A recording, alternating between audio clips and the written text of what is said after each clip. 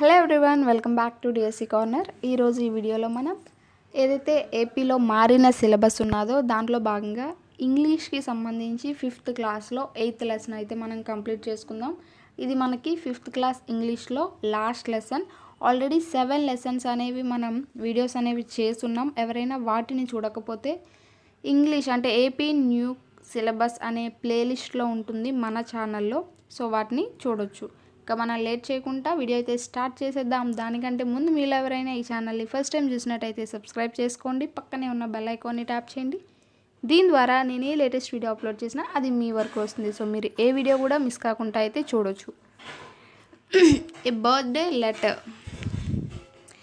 Birthday letter అనేది దేనికి సంబంధించింది అంటే, ఏదైతే మనకి ఫ్రీడమ్ అంటే స్వాతంత్ర పోరాటంలో నెహ్రూ గారు, గాంధీజీ గారు వీళ్ళందరూ జైల్లో ఉన్న సమయం అన్నమాట అది.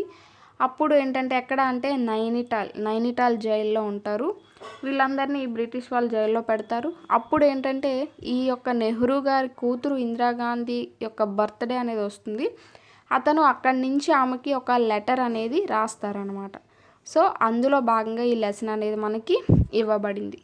ఏ birthday letter, central prison, Naini, 26 October 1930.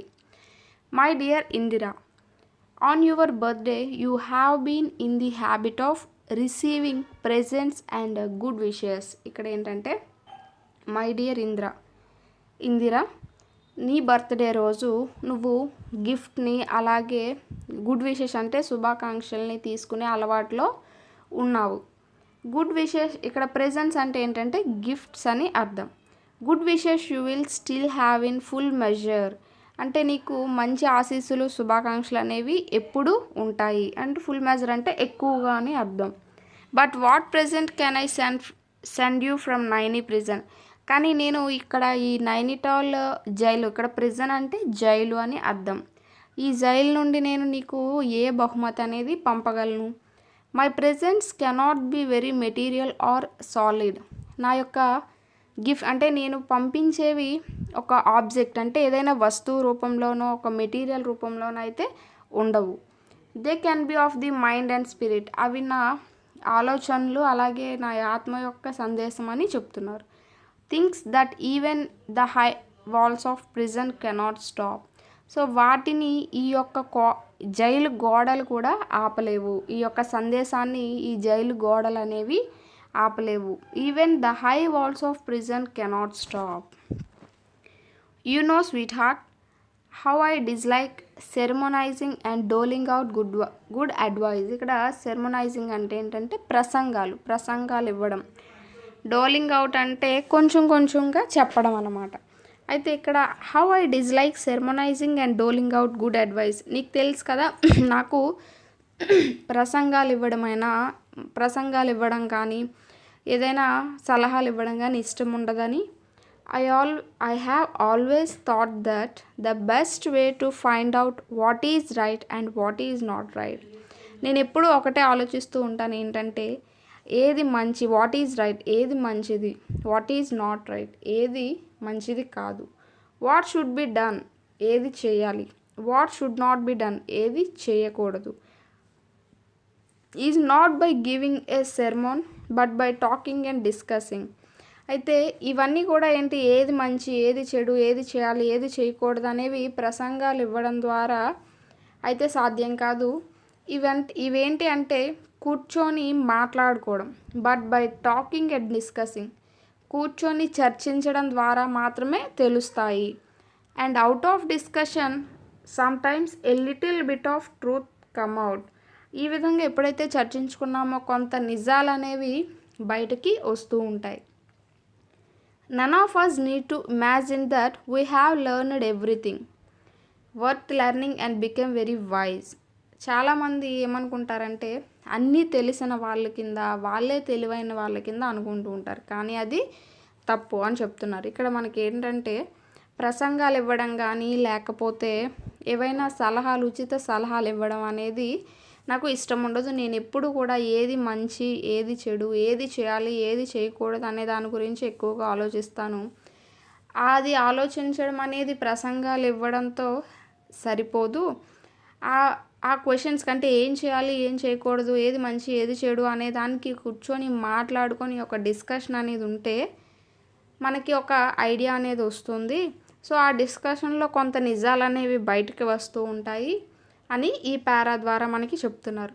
So అన్నీ అందరికీ తెలిసైతే ఉండవు, అంతా తెలిసిన వాళ్ళంటూ ఉండరు. ఎవరో ఒకరికి ఎంతో కొంత తెలియని విషయాలనే ఉంటాయి. అందరూ అంతా వైజ్ అంటే తెలివైన వాళ్ళైతే కాదు అని అతను ఇక్కడ చెప్తున్నారు. Bapuji is in prison but the magic of his message has stolen the hearts of Indian millions.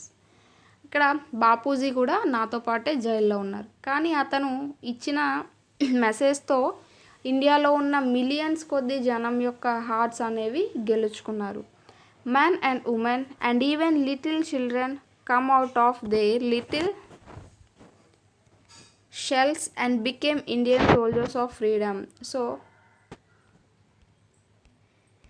ఇక్కడ ఏంటంటే ఆడవాళ్ళు, మగవాళ్ళు, చిన్నపిల్లలు వీళ్ళందరూ కూడా ఇండియన్ ఫ్రీడమ్లో ఒక సైనికుల్లాగా ఉన్నారు అని అర్థం. In India today we are making history. మనం ఇప్పుడు ఇండియాలో మన దేశంలో చరిత్ర అనేది సృష్టిస్తున్నాం. And you and I are fortunate to see this happening before our eyes and to take some part ourselves in this great drama. నువ్వు నేను కూడా అదృష్టం చేసుకున్నాం. ఇక్కడ ఫార్చునేట్ అంటే అదృష్టం.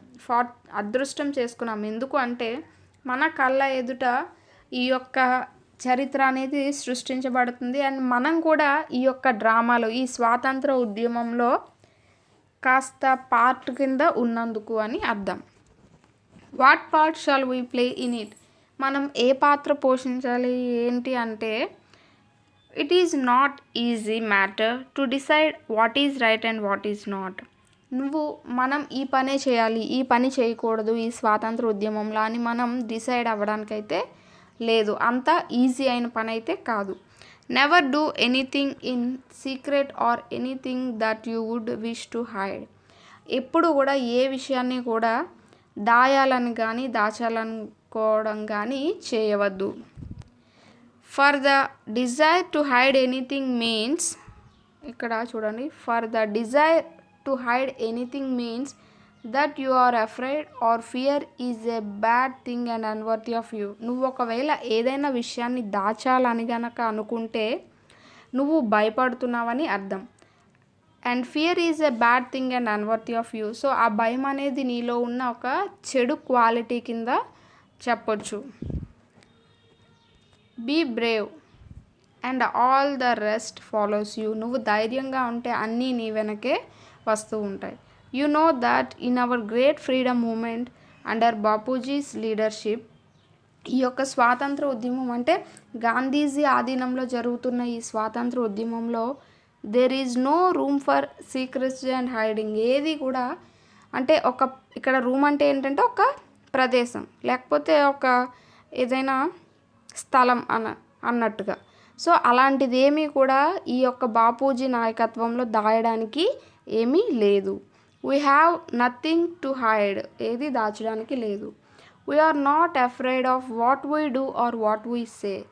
మేము ఏది మాట్లాడడానికైనా ఏది చేయడానికైనా కూడా మేము భయపడము.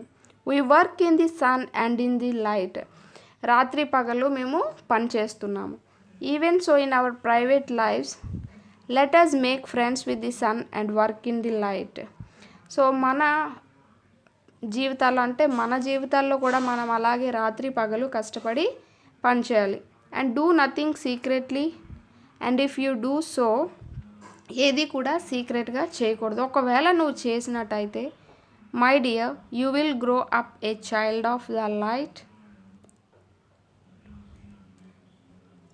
సో ఏది కూడా అంటే సీక్రెట్గా అనేది చేయకూడదు. అప్పుడు మాత్రమే you will grow up a child of the light unafraid and serene and unruffled whatever may happen. అప్పుడు మాత్రమే ఏం జరిగినా నువ్వు ఒక ధైర్యంగా భయం లేని వ్యక్తిగా, కామ్గా, పీస్ఫుల్గా, అలాగే ఏదైనా సమస్యలను అధిగమించే చైల్డ్గా నువ్వు ఎదుగుతావు అని ఇక్కడ అతను చెప్తున్నారు. ఎవరు అంటే జవహర్లాల్ నెహ్రూ గారు ఇందిరాగాంధీకి చెప్పడం జరుగుతుంది. ఇంకా లాస్ట్ చూస్తే I have written a very long letter to you. నేను నీకు చాలా పెద్ద లెటర్ అనేది రాస్తున్నాను. And at there is so much I would like to tell you. కానీ ఇంకా నేను నీకు చెప్పవలసింది చాలానే ఉన్నది. How can a letter contain it. ఒక లెటర్లో అదంతా ఎలా సరిపోతుంది. Goodbye little one and may you grow up into a brave soldier in India service. ఈ ఇండియా సర్వీస్లో నువ్వు ఒక గ్రేట్ సోల్జర్ కింద ఉండాలి. With all my love and good wishes your loving father Jawaharlal Nehru. So ఇది జవహర్లాల్ నెహ్రూ గారు ఇందిరాగాంధీ గారికి రాసిన లెటర్ అన్నమాట. సో ఇది అంటే ఇంతకుముందు లెసన్స్ కనుక మీరు చూసినట్టుంటే అందులో ఉన్న లాంగ్వేజ్కి ఇందులో ఉన్న కొంచెం లాంగ్వేజ్కి మీరు ఆ డిఫికల్టీని అయితే చూడొచ్చు. ఇక్కడ ఏంటంటే అతను యూజ్ చేసిన వర్డ్స్ కానీ ఇక్కడ మనకి ఈ యొక్క లాంగ్వేజ్ ఫార్మేషన్ కానీ కొంచెం మీరు నార్మల్గా చదివే లెసన్స్ కంటే ఇది కొంచెం టఫ్గా అయితే ఖచ్చితంగా ఉంటుంది. సో అర్థం చేసుకోవడానికి కూడా కొంత టైం పడుతుంది. మ్యాక్సిమం అంటే కొంచెం ఇంగ్లీష్లో డల్గా ఉన్న వారికి 1-2-3 సార్లు చదివితే మీకే ఖచ్చితంగా అర్థమైతే అవుతుంది. ఇక్కడ నెహ్రూ గారు ఒక కొటేషన్ చెప్పారు. Success often comes to those who dare to act. Success అనేది ఎవరైతే ధైర్యంగా పనిచేస్తారో ధైర్యంగా ముందుకు వెళ్తారో వాళ్ళకి సక్సెస్ అనేది ఎప్పుడూ వస్తూనే ఉంటుంది అని. It seldom goes to the timid who are ever afraid of the consequences. అదే సక్సెస్ చాలా అరుదుగా వెళ్తుంది. ఎవరికి అంటే ఎవరైతే పిరికితనంతో ఉంటారో ఎవరైతే సమస్యలను అధిగమించడానికి భయపడుతూ ఉంటారో వాళ్ళకి సక్సెస్ అనేది చాలా అరుదుగా వస్తుంది అని చెప్తున్నారు. ఎవరు అంటే జవహర్లాల్ నెహ్రూ గారు. ఇది మనకి లెసన్కి సంబంధించి. ఇందులో ఉన్న గ్లాజరీ కనుక చూస్తే ప్రెజెంట్స్ అంటే గిఫ్ట్స్, ప్రిజన్ అంటే జైలు, సెర్మోన్ అంటే a talk on a moral subject ఏదైనా ఒక విషయం పైన ప్రసంగించడం, doling out to give or deliver in small parts కొన్ని ముక్కల కింద చెప్పడం, ఇమాజిన్ సపోజ్ ఆర్ ఎజ్యూమ్ ఊహించుకోవడం, స్టోలెన్ అంటే ఇక్కడ స్టోలెన్ అంటే దొంగలించుకోవడం అనే అర్థం వస్తుంది. అలాగే గెలుచుకోవడం అనే అర్థం కూడా వస్తుంది ఇక్కడ. ఫార్చునేట్ అంటే లక్కీ అదృష్టం, రూమ్ ఫర్ అంటే ప్లేస్ ఫర్ ఆపర్చునిటీ ఫర్ ఏదైనా ఒక ప్లేస్ ఒక స్థలం లాంటిది. చోటు లేదు సో ఇక్కడ ఆస్కారం లేదు చోటు లేదు అనే మీనింగ్లో యూస్ చేస్తాం కదా ఆ విధంగా ఇక్కడ రూమ్ ఫర్ అంటే ప్లేస్ ఫర్ ఆపర్చునిటీ ఫర్ అని అర్థం. సెరెన్ అంటే ఏంటంటే కామ్ ఆర్ పీస్ఫుల్ నెమ్మదిగా. అన్రఫుల్డ్ అంటే not disordered. Rest remaining, contained carry. So ఇవి మనకి గ్లాజరీకి సంబంధించి. అండ్ నెక్స్ట్ చూస్తే క్వశ్చన్ అండ్ ఆన్సర్స్ అనేవి ఉన్నాయి. ఆ తర్వాత చూస్తే ఇక్కడ మనకి మ్యాచ్ ది ఫాలోయింగ్ అనేది ఇచ్చారు, చూద్దాం. ఇవన్నీ కూడా మనకి లెసన్లో ఉన్న దగ్గర రిలేటెడ్గా ఉన్నవి మ్యాచ్ చేయమన్నారు. The magic of Bapuji's message has stolen the hearts of millions of men and women. Jawaharlal Nehru says that in our freedom movement there is no room for secrecy and hiding. When that time comes, ordinary men and women became interested in a great cause. Jawaharlal Nehru dislikes sermonizing and doling out good advice.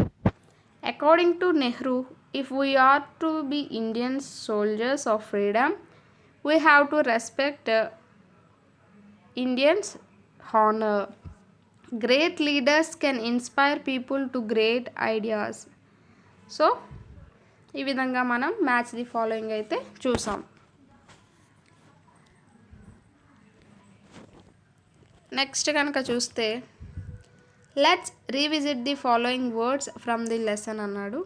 అన్అఫ్రైడ్ and unruffled ఇవి మనకి లెసన్లో ఇచ్చిన వర్డ్సే. These are opposite words for afraid and ruffled respectively. Such words or phrases which give opposite meanings are called antonyms. So ఇక్కడ మనకి ఏదైనా ఒక వర్డ్కి opposite word కనుక ఉంటే వాటినే మనం యాంటోనియమ్స్ అని అంటూ ఉంటాం, అంటే వ్యతిరేక పదాలు అంటాం తెలుగులో. ఏదైనా ఆపోజిట్ మీనింగ్ అనమాట ఇస్తే కనుక అలాంటి వర్డ్స్ని ఆపోజిట్ వర్డ్స్ అంటాం, అలాగే యాంటోనియమ్స్ అని కూడా అంటాం. ఇక్కడ కనుక చూస్తే ట్రూత్, అన్ట్రూత్ ఆర్ లై. ట్రూత్ అంటే నిజం, అన్ట్రూత్ అంటే అబద్ధం, లై అన్న అబద్ధం. Light dark, Brave timid, Brave అంటే ధైర్యవంతుడు, టిమిడ్ అంటే పిరికి. నెవర్ ఆల్వేస్, నెవర్ అంటే ఎప్పుడు కాదు అని, ఆల్వేస్ అంటే ఎప్పుడు ప్రతిసారి అని అర్థం వస్తుంది. సో ఇవేంటి, వీటికి వ్యతిరేక పదాలు యాంటోనిమ్స్ అనమాట. ఇక్కడ మనకి కొన్ని ఇచ్చాడు చూద్దాం. గ్రేట్, గ్రేట్ అంటే ఎక్కువ అని అర్థం వస్తుంది. ఇక్కడ లిటిల్ అనొచ్చు. అలాగే నారో, లిటిల్ ఆర్ నారో అని కూడా వస్తుంది. అలాగే వైజ్, వైజ్ అంటే ఎవరు, తెలివైన వాళ్ళు. తెలివి తక్కువ వాళ్ళని ఏమంటారు, foolish. So opposite word foolish. అలాగే ఫార్చునేట్, ఫార్చునేట్ అంటే ఏంటి, అదృష్టం. సో అన్లక్కీ, అన్లక్కీ అనేది దానికి ఆపోజిట్ వర్డ్ అవుతుంది. అలాగే అన్ఫార్చునేట్ అనేది కూడా ఆపోజిట్ వర్డ్ అవుతుంది. Unfortunate or unlucky, unfortunate or unlucky. అలాగే రైట్కి రాంగ్, లిటిల్కి big or huge, big or huge. Little అంటే చిన్నది అని, బిగ్ అంటే పెద్దది, హ్యూజ్ అన్న పెద్దది అని, ఎక్కువ అని అర్థం వస్తుంది. సో బిగ్ ఆర్ హ్యూజ్ అనేది లిటిల్కి ఆపోజిట్ వర్డ్. డిస్లైక్కి లైక్. ఈజీ, ఈజీ అంటే చాలా తేలికైనది. సో తేలికకి కష్టం అంటే డిఫికల్ట్, డిఫికల్ట్ అనేది opposite word difficult. Hide, hide అంటే దాచడం. సో ఇక్కడ హైడ్కి ఆపోజిట్ వర్డ్ అంటే రివీల్, రివీల్ అనొచ్చు, ఎగ్జిబిట్ అనొచ్చు, ఎక్స్పోజ్ అనొచ్చు. Exhibit, hide, exhibit or expose or reveal, ఇవన్నీ కూడా దానికి ఆపోజిట్ వర్డ్స్కి వస్తాయి, హైడ్కి ఆపోజిట్ వర్డ్స్. అలాగే ఫ్రెండ్స్, ఫ్రెండ్స్కి మనకి ఎనిమీస్, ఎనిమీస్ అనేది ఆపోజిట్ వర్డ్. అలాగే అన్వర్తీకి వర్తి అనేది opposite word, unworthy, worthy. So ఇవన్నీ కూడా వీటికి యాంటోనియమ్స్ కింద మనం చెప్పుకోవచ్చు. అండ్ నెక్స్ట్ కనుక చూస్తే మనకి సైలెంట్ లెటర్స్ గురించి ఇచ్చాడు. Let's revisit the following words from the lesson. ఇక్కడ చూస్తే కనుక నో, షుడ్, టాకింగ్ అనేది ఇచ్చాడు. అయితే నో, నోకి ఇక్కడ కే అనేది ఉన్నది, నో అని చదవట్లేదు కదా, సో నో అని చదువుతున్నా అంటే ఇక్కడ కే అనేది సైలెంట్ లెటర్. ఇక్కడ ప్రొనౌన్సియేషన్ చూడండి, నో అని చదువుతున్నాం. అలాగే షుడ్, షుడ్లో మనం ఎల్ అనేది చదవట్లేదు, షుల్డ్ అని చదవట్లేదు కదా, సో షుడ్ అని చదువుతున్నాం. ఇక్కడ ఈ ప్రొనౌన్సియేషన్ అనేది షుడ్ కింద వస్తుంది, ఎల్ అనేది సైలెంట్. అలాగే టాకింగ్, టాకింగ్లో ఎల్ అనేది మనం టాకింగ్ అని చదవట్లేదు కదా, సో ఎల్ అనేది సైలెంట్, టాకింగ్ అని చదువుతున్నాం, టాకింగ్.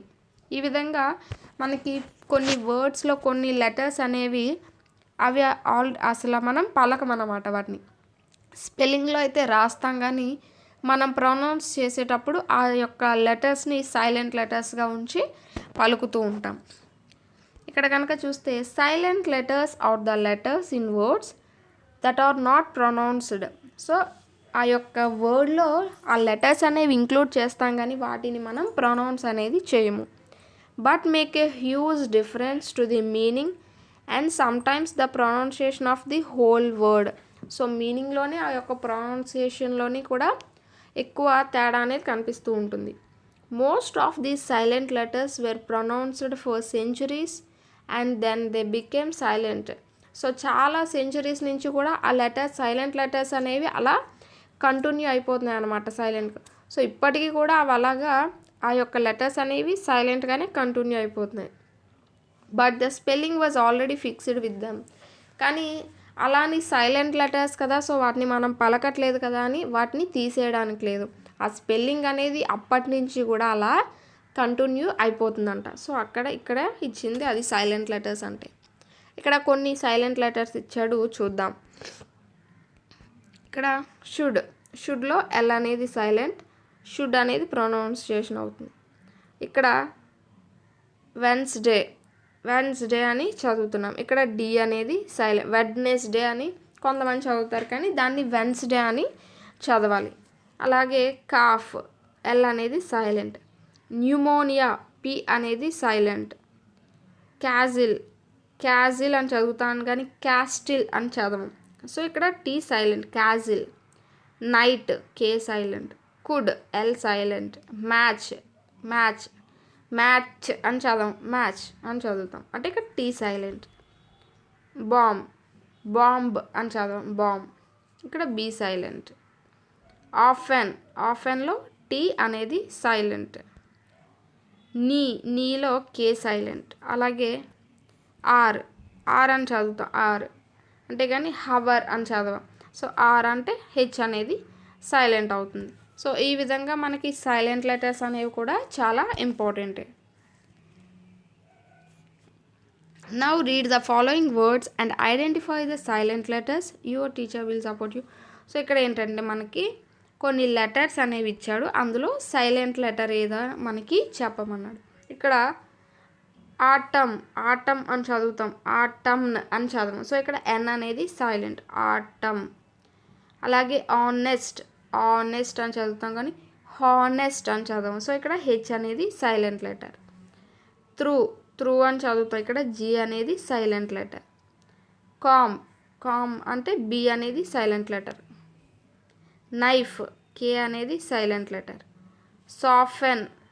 సాఫెన్లో టీ అనేది, ఇక్కడ ఆఫెన్ ఇక్కడ చూడండి, టీ అనేది ఎలా సైలెంట్లో ముందులో చూసాం కదా, అలాగే ఇక్కడ సాఫెన్లో టీ అనేది సైలెంట్. సైకాలజీ, పి అనేది సైలెంట్. వుడ్, ఎల్ అనేది సైలెంట్. సో ఈ విధంగా మనకి సైలెంట్ లెటర్స్ అనేవి మనం రెగ్యులర్గా యూజ్ చేస్తూ చదువుతూ ఉన్నప్పుడు ఆటోమేటిక్గా అందులో సైలెంట్ లెటర్ ఏంటి అనేది మనకి తెలుస్తుంది. వాటిని మనం మన వర్డ్స్లో యూజ్ చేస్తూ ఉండాలన్నమాట ఎక్కువగా. సో ఇక్కడ గ్రామర్ పార్ట్కి వచ్చేసరికి మనకి యాడ్వర్బ్స్ ఆఫ్ ఫ్రీక్వెన్సీ గురించి ఇచ్చాడు. అయితే ఒకరు నాకు డౌట్ అడిగారు కామెంట్లో, ఏంటి అంటే మేడం టెక్స్ట్ బుక్ చదివితే గ్రామర్ అనేది వస్తుందా అని అడిగారు. సో టెక్స్ట్ బుక్ చదివితేనే గ్రామర్ అనేది వస్తుందండి. ఎందుకు అంటే మనకి మీరు 1 to 10th క్లాస్ వరకు, అంటే మనకి ప్రజెంట్ మన డిఎస్సి ఎగ్జామ్ పాయింట్ ఆఫ్ వ్యూలో కనుక చూసుకుంటే 1 to 10th వరకు టెక్స్ట్ బుక్స్ తీసుకొని చూస్తే కనుక మీకు గ్రామర్ అనేది ఒక స్టేజ్లో, సపోజ్ ఇక్కడ మనకి ఏంటంటే యాడ్వర్బ్స్ ఆఫ్ ఫ్రీక్వెన్సీ అనేది పెట్టాడు అనుకోండి, అంటే ఇది 5th క్లాస్. సపోజ్ మీకు 3rd క్లాస్లో యాడ్వర్బ్ అంటే ఏంటి అనేది మనకి ఇస్తాడు. సో 4th క్లాస్లో యాడ్వర్బ్స్లో ఎన్ని రకాలు ఉన్నాయి అనేది ఇస్తాడు. అంటే నేను ఇస్తాడు అంటే ఇచ్చాడు అనేది కాదు, ఆర్డర్ అనేది ఏ విధంగా ఉంటుందో చెప్తున్నాను. సో 3rd క్లాస్లో యాడ్వర్బ్ గురించి ఇస్తే 4th క్లాస్లో యాడ్వర్బ్స్ ఎన్ని రకాలు అనేవి ఇస్తాడు. 5th క్లాస్లో ఇప్పుడు మనకి అవి ఏంటి అనేది ఇస్తాడు. సో ఈ విధంగా ఏంటంటే పిల్లలకి నేర్పేటప్పుడు సగం అయితే నేర్పరు కదా, ఒక స్టేజ్ ప్రకారం ఆ యొక్క డిఫికల్టీ స్టేజ్ని అనుసరించి లెసన్స్ అనేవి ఉంటాయి. అదేవిధంగా మనం నేర్చుకునేటప్పుడు ఆ విధంగానే మనం కనుక నేర్చుకున్నట్టయితే గ్రామర్ అనేది మనకి ఫుల్ ప్లెడ్జ్డ్గా అయితే ఖచ్చితంగా వస్తుంది. ఏవైతే టెక్స్ట్ బుక్స్ ఉన్నాయో దాన్ని బేస్ చేసుకొని మీరు కనుక నోట్స్ అనేది ప్రిపేర్ చేసుకోగలిగేలా ఉంటే మీరు బయట మార్కెట్లో ఏ గ్రామర్ బుక్ కూడా కొనుక్కోవాల్సిన అవసరమే లేదు, ఖచ్చితంగా చెప్తున్నానండి. ఎందుకంటే లాస్ట్ డిఎస్సీలు కానీ టెట్లు కానీ, లాస్ట్ డిఎస్సి టెట్స్ మీరు కనుక గమనించినట్టయితే టెక్స్ట్ బుక్ గ్రామరే చాలా వరకు బిట్స్ రూపంలో అయితే ఇవ్వడం జరిగింది.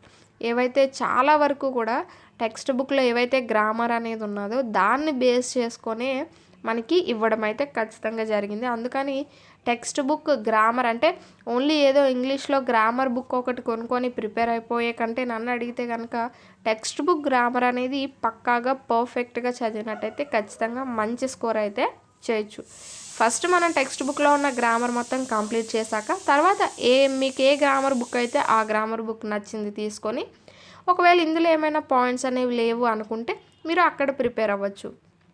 సో ఫస్ట్ ప్రిఫరెన్స్ అయితే కనుక మీరు ఈ యొక్క టెక్స్ట్ బుక్ అయితే ఇస్తే మంచిది. ఇందులో మనకి అడ్వర్బ్ ఆఫ్ ఫ్రీక్వెన్సీ గురించి చూద్దాం. I have always thought, always కింద అండర్లైన్ చేశారు. Out of the discussion some times a little bit of truths come out.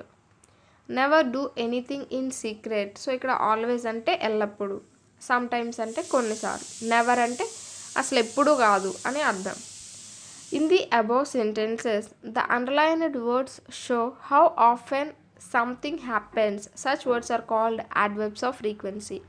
So ఇక్కడ ఏంటంటున్నాడు అంటే ఈ యొక్క ఆల్వేస్ అంటే ఆల్వేస్ అంటే ప్రతిసారి, సమ్ టైమ్స్ అంటే కొన్నిసార్లు, నెవర్ అంటే అసలు ఎప్పుడు కాదు అని అర్థం. సో ఇవన్నీ ఏంటంటే ఏదైనా ఒక పని కానీ ఏదైనా జరిగింది కానీ అది ఎలా జరుగుతుంది, ఎన్నిసార్లు జరుగుతుంది, ఎంతకాలం జరుగుతుంది అనేది సూచిస్తూ ఉన్నాయి కదా. సో ఇలాంటి వర్డ్స్ని మనం యాడ్వర్బ్స్ ఆఫ్ ఫ్రీక్వెన్సీ అని అంటూ ఉంటామని ఇక్కడ చెప్తున్నాడు.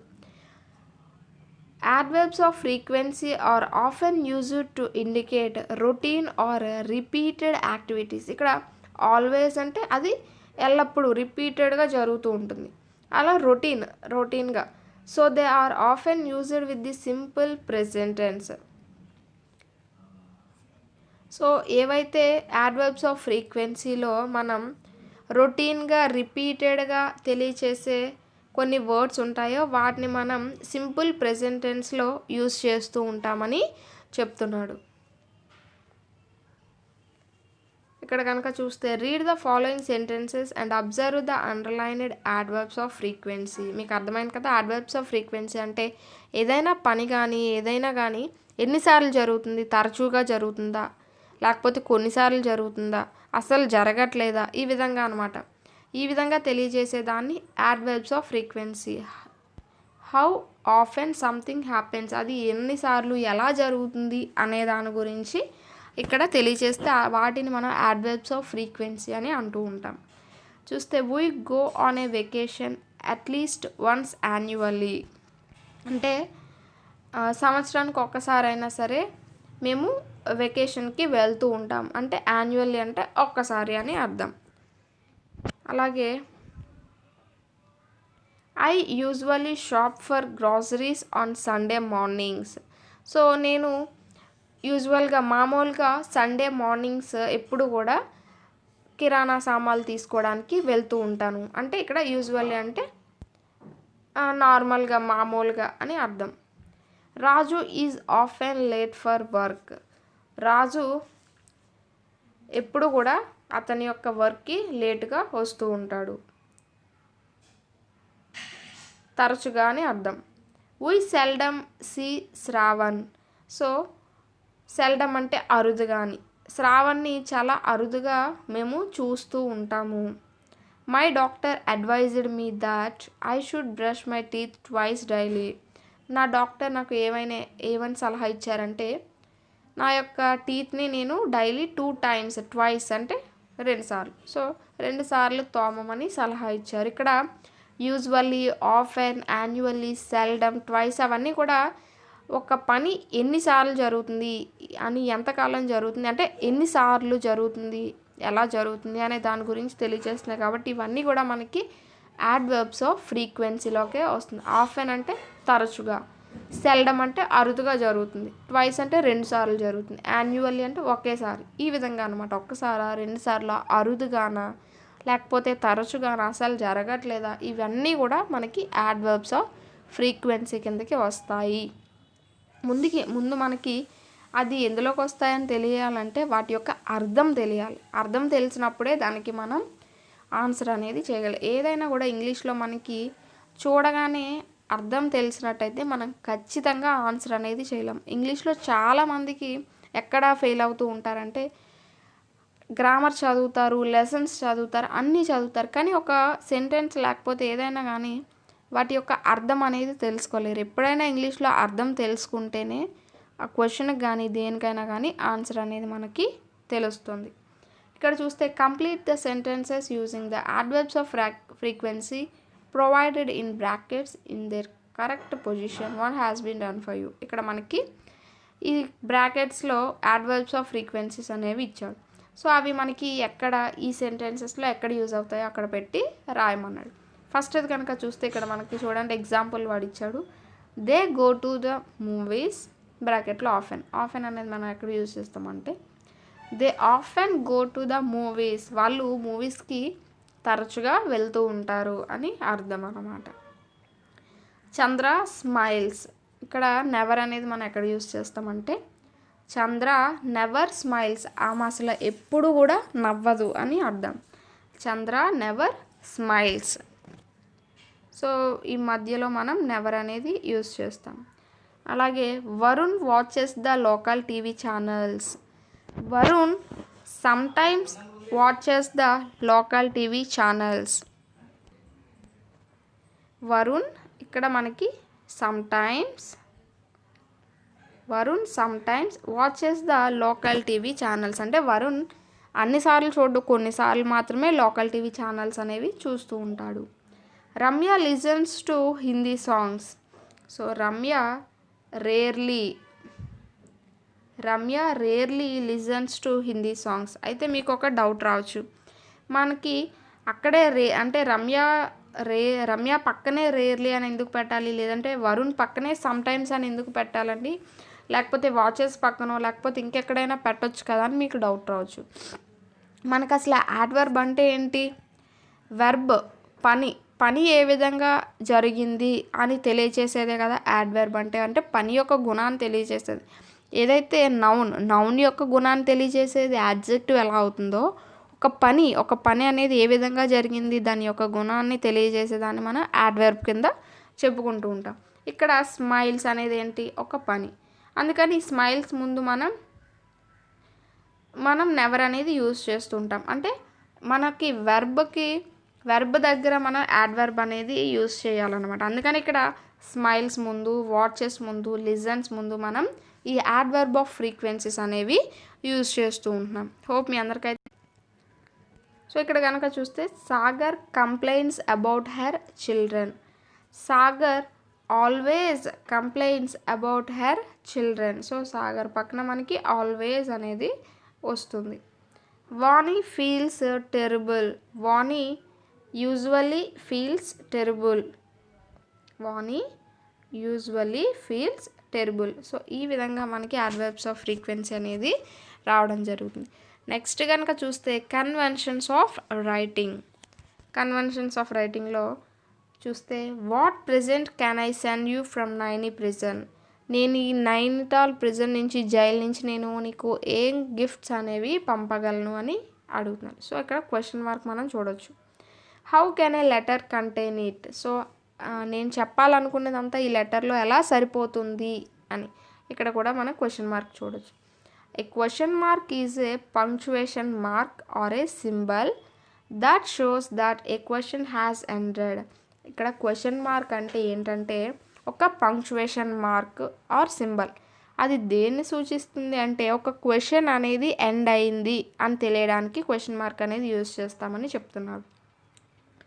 Question marks can also be known as interrogation points as they end sentences where an answer or response is expected.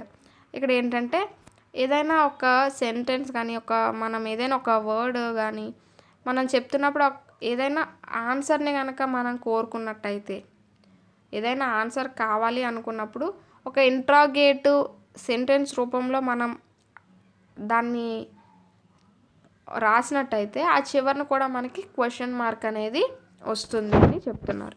A question often starts with one of the following words. Question అనేది ఈ యొక్క వర్డ్స్తో start అవుతుంది అనమాట. Who, what, when, where, why or how. But question marks can be used with sentences that start with other words also. అయితే questions అనేవి ఈ who, what, when, where, why, how అనే వర్డ్తో స్టార్ట్ అవుతాయి. కానీ క్వశ్చన్ మార్క్ అనేది ఏ వర్డ్తో start అయినా మనం చివరిన క్వశ్చన్ మార్క్ అనేది క్వశ్చన్స్కి పెట్టుకోవచ్చు అని చెప్తున్నారు. Full stops and question marks. So full స్టాప్కి క్వశ్చన్ మార్క్కి తేడా ఏంటంటే question marks are used to mark the end of a question. ఏదైనా క్వశ్చన్ చివర మనం క్వశ్చన్ మార్క్ అనేది యూజ్ చేస్తూ ఉంటాం. Full stop marks the end of a sentences. So సెంటెన్సెస్ని చివర మనం ఫుల్ స్టాప్స్ అనేవి యూజ్ చేస్తాం. క్వశ్చన్ చివర మనం క్వశ్చన్ మార్క్ అనేది యూజ్ చేస్తూ ఉంటాం. ఇక్కడ కొన్ని క్వశ్చన్స్ అలాగే కొన్ని సెంటెన్సెస్ అనేవి ఇచ్చాడు. అవి క్వశ్చన్సా స్టేట్మెంట్సా అనేవి తెలుసుకొని వాటి చివర క్వశ్చన్ మార్క్ అలాగే ఫుల్ స్టాప్ అనేది ఏది అవసరమైతే అది మనల్ని పెట్టమన్నాడు. చూస్తే why is Charan crying, Charan ఎందుకు ఏడుస్తున్నాడు, ఒక క్వశ్చన్ అనేది మనం అడుగుతున్నాం ఎందుకు ఏడుస్తున్నాడు అని. సో ఇక్కడ మనం క్వశ్చన్ మార్క్ అనేది పెడతాం. Aunty and uncle are going out to dinner, so aunty uncle కలిసి బయటికి డిన్నర్ చేయడానికి వెళ్తున్నారు.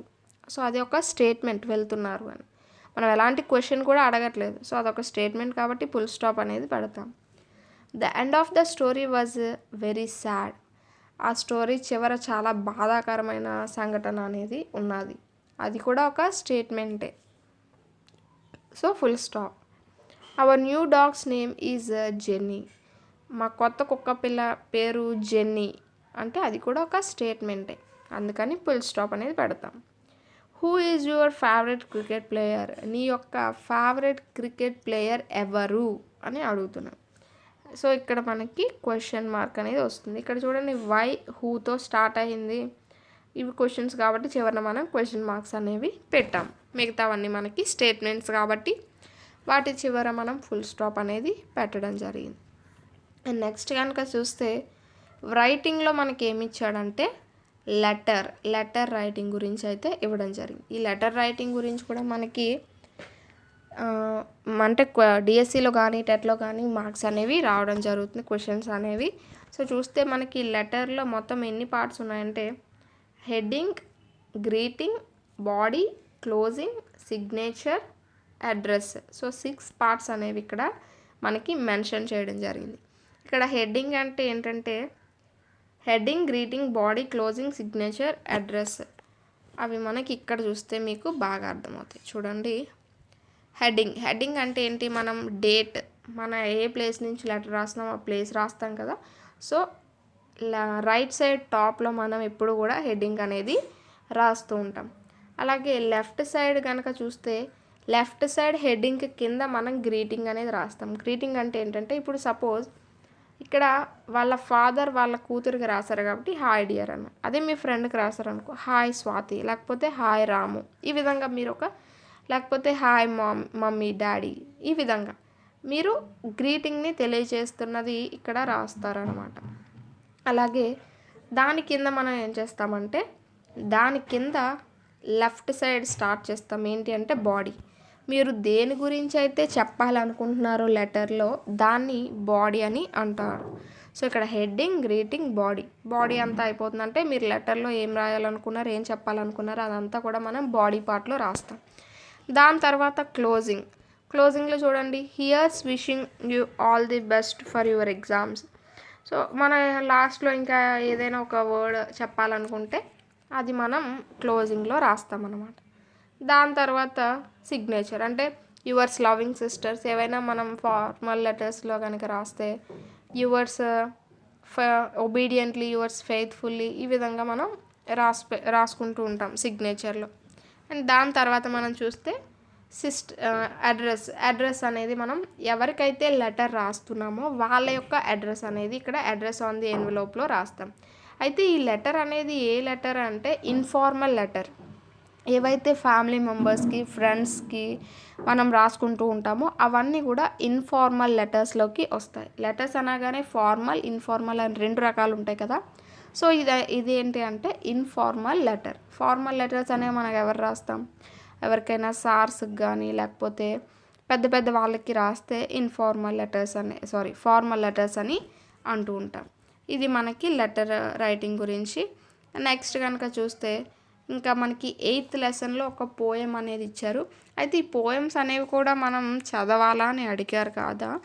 సో ఏంటంటే ఇవన్నీ కూడా మనకి అంత పర్టికులర్ ఏం కాదు, ఓన్లీ గ్రామర్ పార్టే మనకి చాలా చాలా ఇంపార్టెంట్. అలాగే ఎవరైతే కొంతమంది ఆథర్స్ ఉంటారో వాళ్ళు కొంచెం ఇంపార్టెంట్ అనమాట.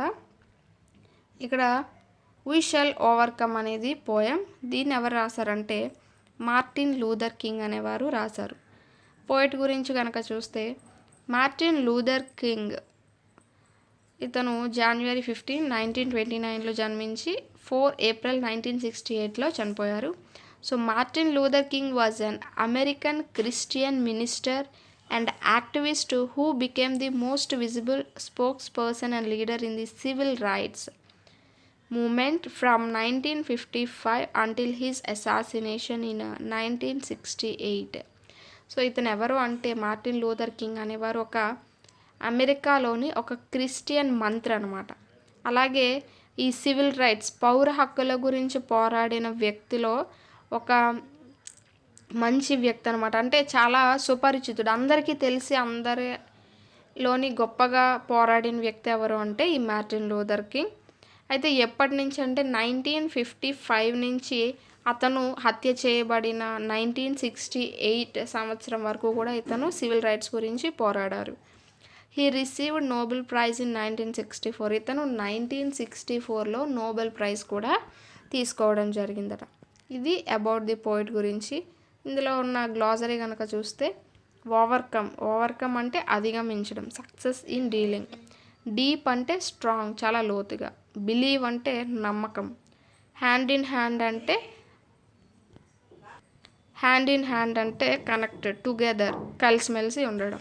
సో ఇది మనకి 5th క్లాస్ ఇంగ్లీష్కి సంబంధించిన 8th లెసన్ కూడా మనకి కంప్లీట్ అయిపోయింది. దీంతో మనకి ఆల్మోస్ట్ 1 to 5th క్లాస్ ఏదైతే ఏపీకి సంబంధించి మారిన సిలబస్ ఉన్నదో 1 to 5th క్లాస్కి సంబంధించి అన్ని సబ్జెక్ట్స్లోని అన్ని టాపిక్స్ అయితే మనం క్లియర్ కట్గా అన్ని క్లాసెస్కి సంబంధించిన వీడియోస్ అయితే చేసుకున్నాం.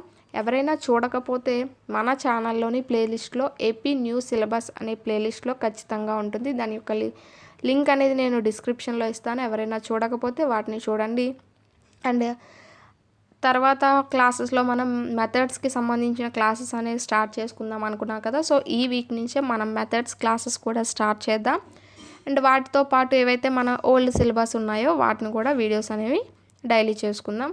సో ఇలాంటి వీడియోస్ కోసం మన ఛానల్ అయితే సబ్స్క్రైబ్ చేసుకోండి. మీ ఫ్రెండ్స్ అండ్ ఎవరికైతే డిఎస్సి ఆస్పిరెంట్స్ ఉంటారో వాళ్ళందరికీ షేర్ చేసి చెప్పండి. అండ్ నెక్స్ట్ వీడియోతో అయితే మళ్ళీ కలుద్దాం. అండ్ లైక్ చేయడం మర్చిపోకండి. మీకు నచ్చితే లైక్ చేయండి, నచ్చకపోతే డిస్లైక్ చేయండి. మీ ఫీడ్బ్యాక్ మాత్రం ఖచ్చితంగా నాకు తెలియజేయండి.